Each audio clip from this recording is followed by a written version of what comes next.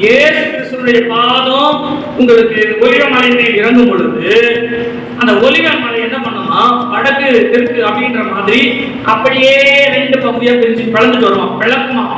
உங்களுக்கு ஒரு உண்மையை சொல்லட்டுங்களா, உலகத்துல நிறைய பேர், உலகம் முழுசா இருக்கிறவங்க நிறைய பேர் போற ஒரு டூரிசம் என்ன அப்படின்னா இஸ்ரேலுக்கு தான் நிறைய பேர் போவோம். ஏன்னா இயேசு கிறிஸ்து வாழ்ந்த இருந்த இடம் அது.